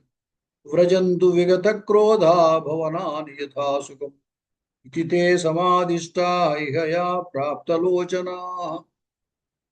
ఈ విధంగా అతడు అనుగ్రహించడం వల్ల, అతడు చెప్పడం వల్ల ఈ హైహేయులకి మళ్ళీ వారి వారి యొక్క నేత్రాలు వచ్చేసాయి. ఆ నేత్రములు కలిగినటువంటి వారే వారి వారి ఇళ్ళకి వాళ్ళు బయలుదేరారు, వెళ్ళడానికి సిద్ధపడ్డారు. ఋషులందరూ కూడా ఇక్కడి నుంచి ఇంతకుముందు పారిపోయారు. వాళ్ళంతా కూడా ఈ భృగువంశంలో ఉన్నటువంటి వాళ్ళు, మిగతా వాళ్ళందరూ కూడా వచ్చేసి వారి వారి నివాసాల్లో వాళ్ళు ఉన్నారు. ఔర్వమామంత్ర్య జగ్ముస్తే సదనాని యథారుచి బ్రాహ్మణి తం సుతం దివ్యం గృహీత్వా స్వాశ్రమం గత. ఈ విధంగా పాలయామాస భూపాల తేజస్వినమతంద్రిత. ఈ విధంగా జరిగినప్పుడు ఆమె ఎవరికైతే ఈ కుర్రవాడు జన్మించాడో, ఔర్వహ, ఊరు నుండి జన్మించిన వాడు, అతన్ని తీసుకుని ఆమె జాగ్రత్తగా వెళ్ళి జాగ్రత్తగా పెంచింది. వీళ్ళు కూడా వాళ్ళు కన్నులు మామూలుగా వచ్చినటువంటి వాళ్ళై ఈ రాజులు ఇంకెప్పుడు కూడా ఈ భృగువంశంలో అయిన పురోహితులతోటి మేము విరోధం పెట్టుకోము అని చెప్పి వాళ్ళు కూడా వెళ్ళిపోయారు అన్నమాట. ఈ విధంగా ఈ ఐహేలు యొక్క కథ ఈ విధంగా జరిగింది. అంటే ఐహే రాజులు గొప్పవాడే అయినప్పటికీ, కార్తవీర్యార్జునుడు చాలా గొప్పవాడే అయినప్పటికీ, ఆ వంశంలో పుట్టినటువంటి వారికి సహనము లేకపోవడం చేత వాళ్ళు పురోహితులందరినీ సంహరించినటువంటి కారణంగాను దానికి ఏమిటంటే సహనం లేకపోవడం, క్రోధం కలగడం. అంచేత క్రోధాన్ని కనుక నిగ్రహించుకోకపోయినట్టయితే చాలా అనర్థాలు జరుగుతాయి అని చెప్పాడు వ్యాసుడు గారు. తర్వాత ఇప్పుడు జనమేజయుడు ప్రశ్నించాడు, ఈ హైహై రాజులు కార్తవీర్యానుడు హైహై వంశము అంటున్నారు కదా, అసలు ఈ వంశం మొట్టమొదట మూల పురుషుడు అతడు ఎలా జన్మించాడు, ఎలా ఏర్పడింది ఈ వంశం అనేది చెప్పవలసింది అని అడిగాడు. అడిగితే అప్పుడు వ్యాసుల వారు మళ్ళీ చెప్తున్నాడు, హైహయానాం సముత్పత్తిం శృణు భూప సవిస్తరాం పురాతనీం సపుణ్యాంచ కథాం పాప ప్రణాశినీం. ఒకానొకప్పుడు సూర్యపుత్ర సుశోభన, సూర్యపుత్రుడైనటువంటి వాడు, చాలా అందంగా ఉన్నటువంటి వాడు, రేవంతనామ విఖ్యాత, రేవంతుడు అనేటువంటి ఒక కుమారుడు, చాలా ప్రసిద్ధుడైనటువంటి వాడు. అతడు ఒక చక్కనైనటువంటి అందమైనటువంటి గుర్రానికి ప్రయాణించాడు. ప్రయాణిస్తూ ప్రయాణిస్తూ ప్రయాణిస్తూ సూర్యుడి యొక్క కుమారుడు అతడు, గొప్ప తేజస్వంతుడు. అతని తేజమే కాదు, అతను అధిరోహించిన గుర్రము కూడా గొప్ప తేజోవంతంగా ఉన్నది. అతడు ప్రయాణిస్తూ వైకుంఠానికి వెళ్ళాడు.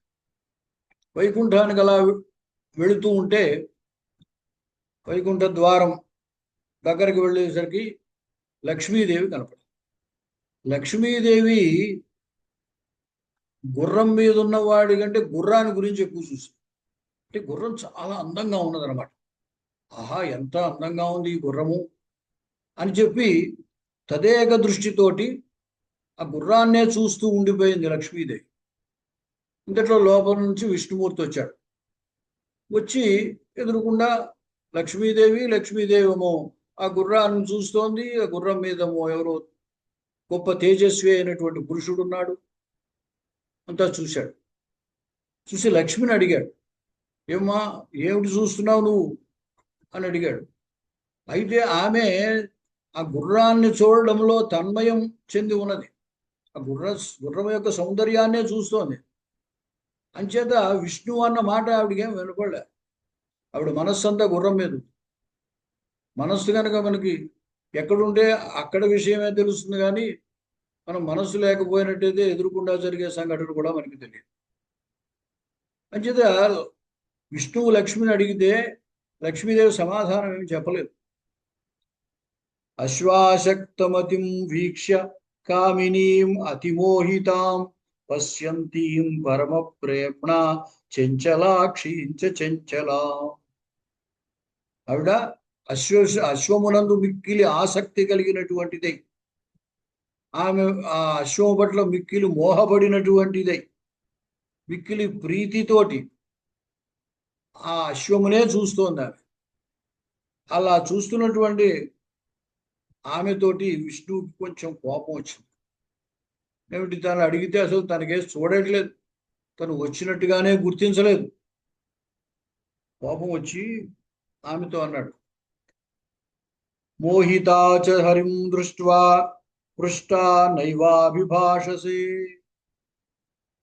సర్వత్ర రమసే యస్మాత్ రమా తస్మాత్ భవిష్యసి చంచలత్వాత్ చలేత్యేవం సర్వథైవ న సంశయః ప్రాకృతా చ యథా నారీ నూనం భవితి చంచలా తథా త్వమపి కళ్యాణి స్థిరా నైవ కదాచన త్వం అయం మత్సమీపస్థా సమీక్ష్య యది మోహిత వడవా భవ వామోరు పచ్చలోకేతి దారుణే. కోపం వచ్చింది కదా, కోపం వస్తే కోపంతో అన్న మాటలు అవే శాపం. కోపంతో అన్న మాటలనే శాపం ఉండాలి. శప క్రోధే అని కాదు.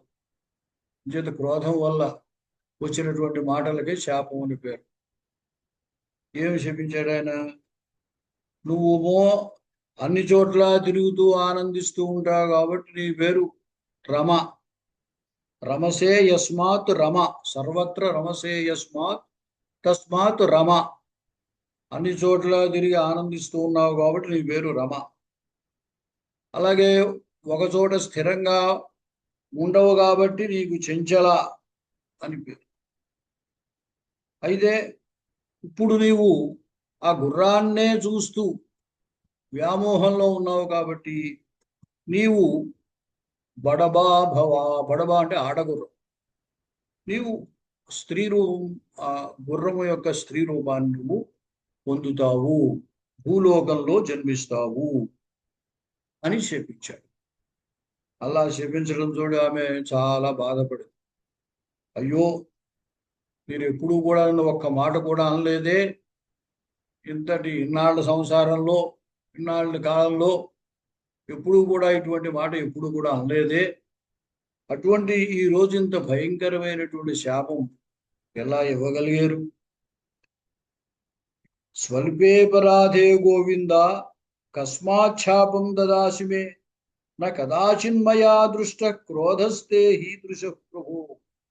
మీలో ఇటువంటి కోపము నేను ఎప్పుడూ చూడలేదు. వజ్రాయుధంతో పుట్టినట్లుగా అంతటి తీక్ష్ణమైనటువంటి శాపాన్ని మీరు ఇచ్చారు. ఏమిటి ఇటువంటి శాపం ఇచ్చారు అని అడిగింది. అడిగితే విష్ణుమూర్తి చెప్పాడు, మా నువ్వు కంగారు పడకు, కాలవశం వల్ల ఇటువంటివన్నీ జరుగుతూ ఉంటాయి. అందుచేత నాకేదో కోపము కలిగింది, కోపములో ఈ మాట అన్నాను నేను, కాబట్టి అది వృధా కాదు, ఈ శాపం వల్ల ప్రయోజనం ఉండకపోదు. అందుచేత నువ్వు ఆ గుర్రం రూపంలో భూలోకంలో జన్మిస్తావు. నీకు మళ్ళీ నీ సదృశమైనటువంటి ఒకానొక గుర్రము నీతో కలిసి మీకు పుత్రుడు జన్మిస్తాడు. అప్పుడు నీకు ఈ శాప విమోచన కలుగుతుంది అని చెప్పాడు. యదా తే భవితా పుత్ర పృథివ్యాం మత్సమ ప్రియే.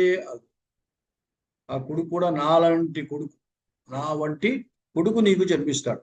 తదా మాం ప్రాప్య తన్వంగి సుఖితాత్వం భవిష్యసి.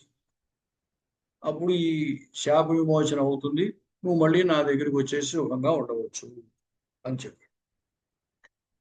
అది అసలు ప్రధాన కారణం అన్నమాట. లక్ష్మీదేవి గుర్రం రూపంలో భూమి మీద జన్మించింది. ఆమె కస్మిన్ దేశే అబ్ధిజా దేవి బడబారూపధారిణి సంస్థిత ఏకాకిని బాల పరోషిత్పతి గాయథ. తన భర్త పొరుగురులో ఉంటే,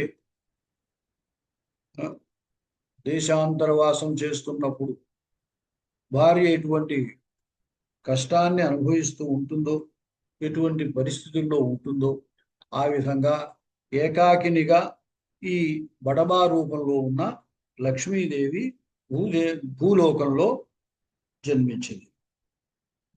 తదనంతరం ఆ పృథ్వీకి అక్కడికి సూర్యుడు కుమారుడైనటువంటి రేవంతుడు వైకుంఠానికి వెళ్ళాడు గుర్రం మీద. ఆ గుర్రాన్ని చూసి మోహితురాలైనటువంటి లక్ష్మీదేవిని విష్ణువు శపించాడు. ఈ కథంతా, సన్నివేశం అంతా ఆ గుర్రం మీద ఉన్న రేవంతుడు చూశాడు. రేవంతుడు ఈ విధంగా విష్ణువు చేత శపింపబడినటువంటి లక్ష్మీదేవిని చూసి చాలా బాధపడ్డాడు. రేవంతస్తు రమాం దృష్ట్వా శప్తాం దేవేన కామినీం భయార్త ప్రేయౌ దూరాత్ ప్రణమ్య జగతాం పతి. భయపడిపోయాడు, విష్ణువు కోపంతో ఉన్నాడు కదా, అంచేత దూరం నుంచే నమస్కారం పెట్టుకుని వెళ్ళిపోయాడు. వెనక్కి వెళ్ళిపోయి తన తండ్రి అయిన సూర్యుడితో చెప్పాడు ఈ జరిగినటువంటి వృత్తాంతాన్ని అంతా కూడా. తర్వాత ఎక్కడైతే ఆ సూర్యపత్ని తపస్సు చేసిందో అక్కడే ఈ యమునా నదీ తీరంలో కాళింది తమసా సంగే, అంటే కాళింది నది తమసా నది ఆ రెండు సంగమం కలిసేటువంటి ప్రదేశంలో అక్కడ ఆమె తపస్సు చేసింది. అక్కడే ఈవిడ కూడా తపస్సు చేసింది. తపతీ సంవరణం అని, తపతి అనేటువంటి ఆమె ఈశ్వరుడు యొక్క భార్య, ఆమె అక్కడ తపస్సు చేసింది. అక్కడే ఇప్పుడు ప్రస్తుతము ఈ బడబా రూపంలో ఉన్నటువంటి లక్ష్మీదేవి ఉన్నదన్నమాట. అప్పుడు ఆమె ఇంకేం చేస్తుంది, ఏం చేయాలి, మళ్ళీ భర్తని పొందాలి అంటే తనమో ఆ హరివంటి కుమారుడే కలిగిన తర్వాత శాప విమోచన జరుగుతుంది అని చెప్పాడు.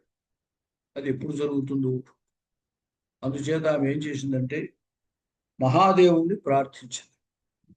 అతని గురించి, ఈశ్వరుని గురించి తపస్సు చేసింది. ఆమె తపస్సుకు మెచ్చినటువంటి వాడై ఆయన ఈశ్వరుడు ప్రత్యక్షమయ్యాడు. తత్రైత్య సగుణ శంభుస్తామా హరివల్లభాం తపస్యంతి మహాభాగా అశ్విని రూపధారిణి. అలా తపస్సు అశ్విని రూపంలో తపస్సు చేస్తున్నటువంటి ఆమెకు ఈశ్వరుడు ప్రత్యక్షమై, అమ్మా ఎందుకు నీవు తపస్సు చేస్తున్నావు, కారణం ఏమిటి అని, నీ భర్త ఆయన సర్వలోక విధాయకుడు, జగద్గురు, జగన్నాథుడు, అటువంటి ఆయన్ని విడిచిపెట్టి ఇక్కడికి వచ్చి నా గురించి తపస్సు చేస్తున్నావు ఏమిటి, దానికి కారణం ఏమిటి అని అడిగాడు. అడిగితే లక్ష్మీదేవి చెప్పింది, ఆశుతోష, ఈశ్వరుడికి ఆశుతోషుడు అని పేరు.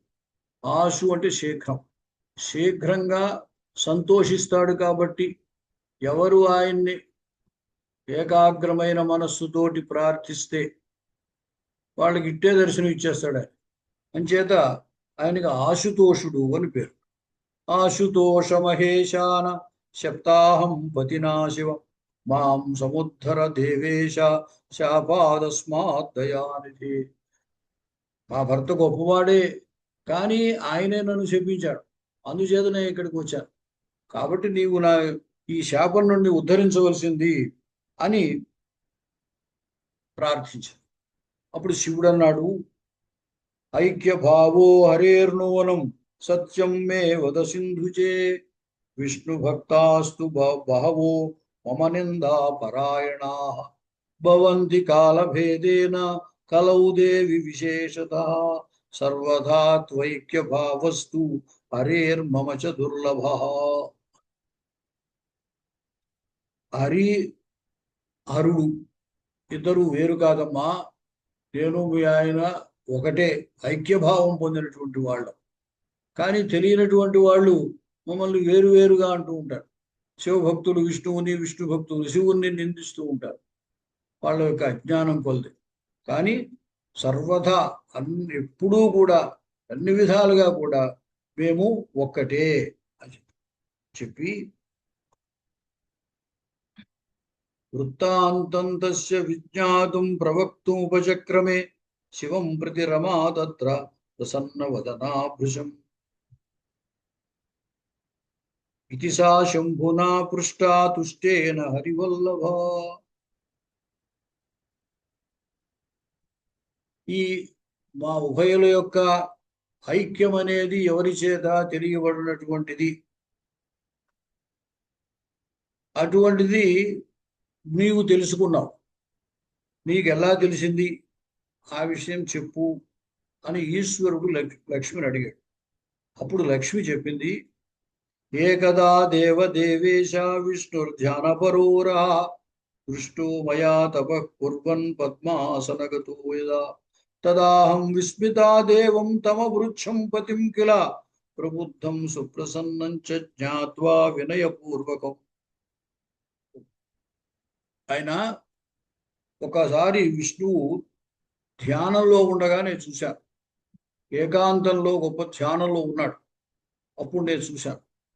చూసి ఆయన ధ్యానం నుండి యువతలకు వచ్చాక ప్రశాంతంగా ఉన్న సమయంలో నేను అడిగాను, నువ్వు ఎవరిని గురించి ధ్యానం చేస్తున్నావయ్యా అని. త్వం కం ధ్యాయసి సర్వేశ సంశయోయం మహాన్ మమ ప్రియోసి కైటభారే మే కథయస్వ మనోగతం.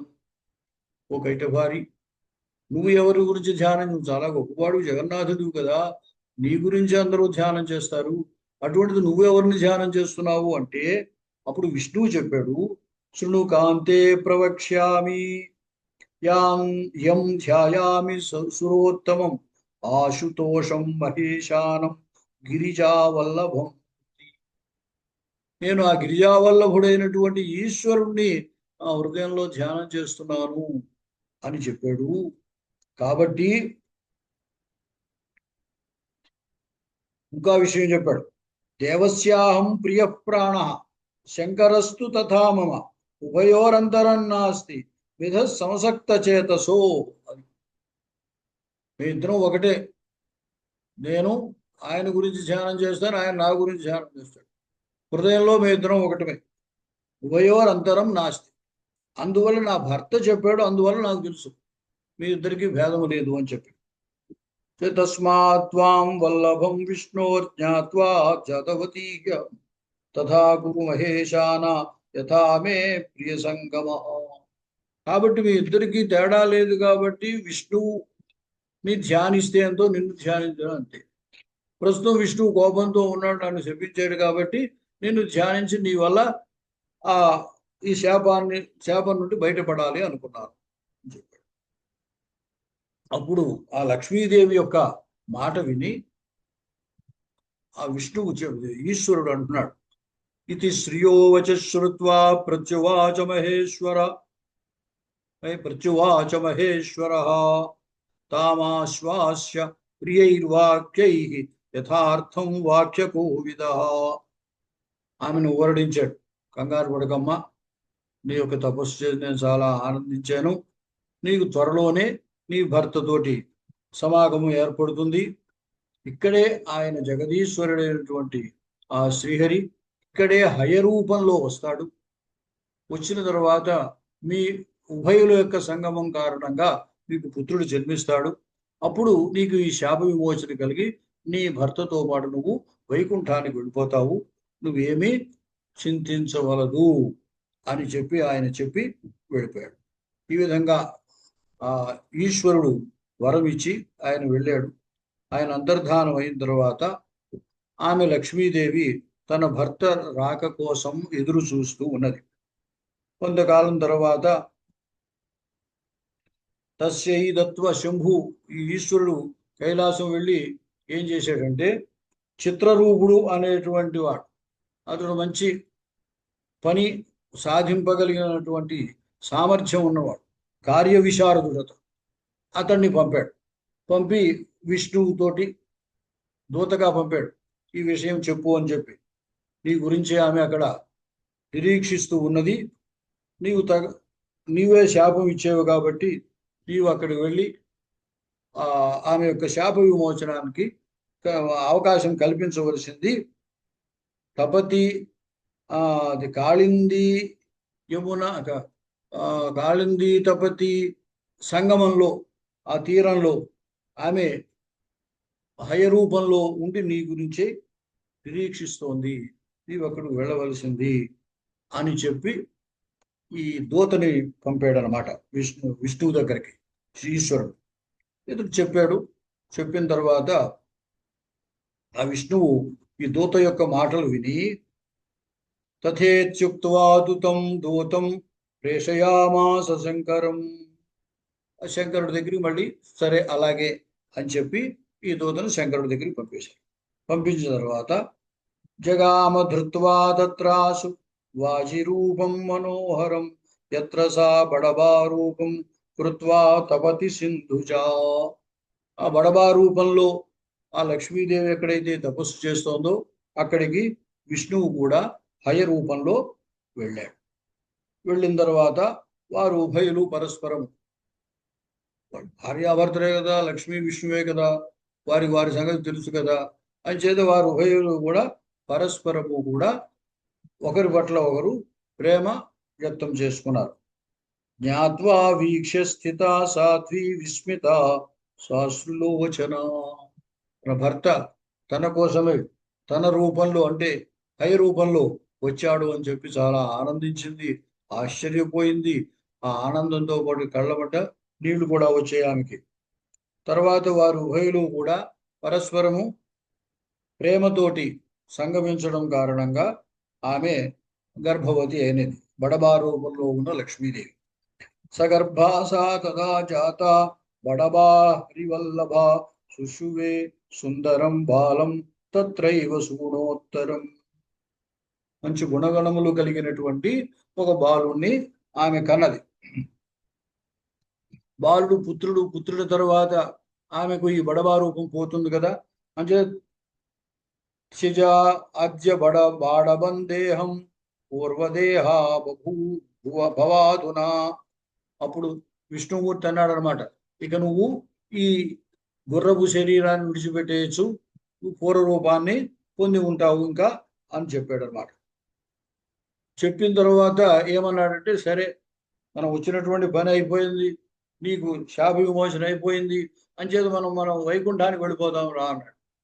అంటే ఎటువంటి వారికైనా సరే, ఏ రూపంలో ఉన్నా సరే, అది మనిషి రూపమా లేదా జంతువు రూపమా, పక్షి రూపమా, దేవతా రూపమా లేదా రాక్షస రూపమా, ఏ శరీరంలో ఉన్నా సరే తల్లికి బిడ్డ పట్ల ప్రీతి ఉంటుంది. అందుచేత ఈమె లక్ష్మీదేవి ఆ అప్పుడే పుట్టినటువంటి ఆ బాలుణ్ణి వదిలిపెట్టి రావడానికి ఇష్టపడలేదు. స్వదేహ సంభవం పుత్రం కథం హిత్వా వ్రజామ్యహం స్నేహ సుదుశ్చజ కామం స్వాత్మజస్య సురర్షభ. ఆ పుట్టినటువంటి పుత్రుడి పట్ల స్నేహాన్ని ప్రేమను ఎట్లా విడిచిపెట్టేయగలయా, అలా వదిలేసేవాడిని నేను ఎలా రాగలను అంటే, కంగారు పడకు, ఇతనికి రక్షగా నేను ఏర్పాటు చేస్తాను. పుత్రుడు లేక పుత్రుడు కావాలి కావాలి కావాలి అని అనుకుంటున్న వాడు ఉన్నాడు ఒకడు, యయాతి యొక్క కుమారుడు తుర్వసుడు అనేటువంటి వాడు. అతడు సంతానం కోసమై బాగా పరితపించిపోతున్నాడు. అంచేత ఇతడు ఈ బాలుని అతడు తీసుకువెళ్తాడు, అతడు పెంచుతాడు. కాబట్టి నువ్వేం కంగారు పడక్కర్లేదు. అతడు వచ్చి తీసుకువెళ్లేదాకా ఈ కుర్రవాడికి ఎటువంటి ఇబ్బంది లేకుండా తగినటువంటి రక్షణ కవచం నేను ఏర్పాటు చేశాను. అందుచేత నువ్వేమీ దుఃఖించకుండా ఇబ్బంది లేకుండా నాతో రావాల్సింది అన్నాడు. మా విషాద ప్రియే కర్తుం త్వమర్హసి వరాలనే తిష్టత్వయం సుఖేనాత్ర రక్షామే విహితాత్వ్య కార్యం కిమపి వామోరు వర్తతే మహదద్భుతం. ఇలా చేయడంలో ఒక అద్భుతమైన కార్యం ఉన్నది దీని వెనకాల. నిబోధ కథయాం యజ్జ సుతస్యాత్ర విమోచనే. ఇక్కడ ఈ కుర్రవాణ్ణి వదిలిపెట్టేయడంలో దీని వెనకాల చాలా కథ ఉన్నది. దీనివల్ల సాధింపదగినటువంటి ఒక అద్భుతమైన పని ఉన్నది. తుర్వసుడు అనేటువంటి వాడు యయాతి కుమారుడు, చాలా పుత్రుడు కోసమై పరితపిస్తూ ఉన్నాడు. హరివర్తుమేతి పిత్రాస్య కృతన్నామ సువిశ్రుతం సరాజా పుత్రకామోద్య తపస్తపతి పావనే. అతడు పుత్రకాముడై తపస్సు చేస్తున్నాడు. తీర్థే వర్షశతం జాతం తస్య వై కుర్వతస్తపః తస్యార్థే నిర్మిత పుత్ర అయాయం కమలాలయే. అతడు 100 సంవత్సరాలు అయిందప్పుడే తపస్సు ప్రారంభించి, అంచేత 100 సంవత్సరాలు పూర్తయింది. అతనికి పుత్రుణ్ణి ఇవ్వాలి. అతని కోసమై నేను ఈ పుత్రుడిని ఏర్పాటు చేశాను. అందుకోసం ఈ కథ అంతా జరిగింది. నీకు శాపం రావడం, నువ్వు ఇక్కడికి రావడం, నేను నీ గురించి రావడం, మనకి సంతానం కలగడం, ఇదంతా ఎందుకు అంటే అతడు చేసినటువంటి తపస్సు. పుత్రుడి కోసమై ఆ తుర్వసుడు అనేటువంటి వాడు చేసినటువంటి తపస్సు. ఆ కారణంగా ఇదంతా జరిగింది. కాబట్టి అతడు వచ్చి వీడిని తీసుకువెళతాడు, నువ్వు కంగారు పడకు, అంతవరకు ఇతనికి ఏ ఇబ్బంది లేకుండా రక్షణ ఏర్పాటు చేశాను. తస్యార్థే నిర్మిత పుత్రో మయాయం కమలాలయే తత్ర గత్వా నృపం శుభ్రు ప్రేరయిష్యామి సాంప్రతం. అక్కడికి వెళ్ళాక నేనే అతన్ని ప్రేరేపిస్తాను ఇక్కడికి వెళ్ళమని చెప్పి. తస్మై దాస్యామ్యహం పుత్రం పుత్రకామస్య కామిని భీత్వా స్వగృహం రాజా ప్రాపయిష్యతి బాలకం ఇత్యాశ్వాస్య ప్రియాం పద్మాం కృత్వా రక్షాంచ బాలకే విమానవరమారుహ్య ప్రియౌ ప్రియా సహా. ఆ విధంగా విష్ణుమూర్తి ఆ తుర్వసుడు అనేటువంటి అతడికి ఈ బాలకుణ్ణి అప్పగించి అతడు స్వీకరిస్తాడు. నేనే అతడు తీసుకునేట్టు నేను చేస్తాను అని చెప్పి నువ్వేం చింతించవద్దు, అంతవరకు నేను ఇతడు రక్ష కల్పించాను అని చెప్పి భార్యతో పాటు వైకుంఠానికి. ఈ విధంగా ఈ హయ వంశోత్పత్తి, అలాగే తుర్వసుడికి పుత్రప్రాప్తి. ఆ తుర్వసుడు అనేటువంటి అతడు ఈ కారణంగా హయ వంశోత్పత్తి ఉంటే అది ఎందుకంటే హయ రూపంలో ఉన్న ఈ లక్ష్మి విష్ణువు వీరికి జన్మించినటువంటి వాడు తుర్వసుడు. ఈ విధంగా ఆ హయ వంశోత్పత్తిని గురించి వివరించిన తర్వాత జన్మయజుడు సంతోషించి ఇంకా ఈ తర్వాత ఏం జరిగింది, ఈ కుమారుణ్ణి అతడు ఎలా తీసుకెళ్ళాడు, తర్వాత ఏం జరిగింది అని అడుగుతాడు. అది తర్వాత రోజు మనం మరో రోజు చెప్పుకున్నాము. ఇంతటితో స్వస్తి. స్వస్తి ప్రజాభ్య పరిపాలయంతాం న్యాయేన మార్గేణ మహీమహీషాః గోబ్రాహ్మణేభ్యః శుభమస్తు నిత్యం. లోకాః సమస్తాః సుఖినో భవంతు. కాలే వర్షతు పర్జన్యః పృథివీ సస్యశాలినీ దేశోऽयं క్షోభరహితో బ్రాహ్మణాः సంతు నిర్భయాः. కాయేన వాచా మనసేంద్రియైర్వా బుద్ధ్యాత్మనా వా ప్రకృతే స్వభావాత్ కరోమి యజ్జత్ సకలం పరస్మై నారాయణాయేతి సమర్పయామి. హరి ఓం తత్సత్. బ్రహ్మార్పణమస్తు. సమస్త సన్మంగళాని భవంతు.